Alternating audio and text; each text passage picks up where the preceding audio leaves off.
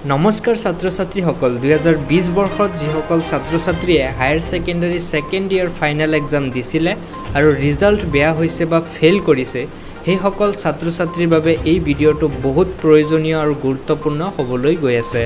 আজিৰ এইটো ভিডিঅত ছাত্ৰ ছাত্ৰীসকলৰ বাবে এটা গুৰুত্বপূৰ্ণ কথা আলোচনা কৰিম যিসকল ছাত্ৰ ছাত্ৰীয়ে ফাৰ্ষ্ট ডিভিজন পাব লাগিছিল কিন্তু সেকেন্ড ডিভিজন বা থাৰ্ড ডিভিজন পাইছে আৰু যিসকল ছাত্ৰ ছাত্ৰীয়ে যিকোনো এটা ডিভিজন পাব লাগিছিল কিন্তু ফেইল কৰিছে সেই সকল ছাত্ৰ ছাত্ৰীয়ে যদি কিয় ফেইল কৰিছে জানিব বিচাৰে অৰ্থাৎ বহিখিনি ৰিচেকিং বা ৰিকলিং কৰিব বিচাৰে তেন্তে কৰিব পাৰিব তোমালোকে যদি এটা দুটা বা তিনিটা সাবজেক্টত ফেইল কৰিছা তেনেহলে তোমালোকৰ নিজৰ বহিখিনি ৰিচেকিং বা ৰিকলিং কৰি চাব পাৰা ৰিচেকিং বা ৰিকলিং কৰাৰ পিছত হয়তো তোমালোকৰ মাৰ্ক বাঢ়ি যাব পাৰে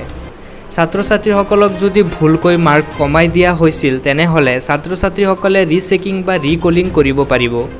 ৰিচেকিং বা ৰিকলিং কেনেকৈ কৰিব লাগে তাৰ কাৰণে প্ৰচেছটো কেনেকুৱা হয় আৰু কিমান টকা দিব লাগে ৰিচেকিং বা ৰিকলিং কৰিবৰ কাৰণে এই গোটেইখিনি কথা মই নেক্সট ভিডিঅ'ত জনাই দিম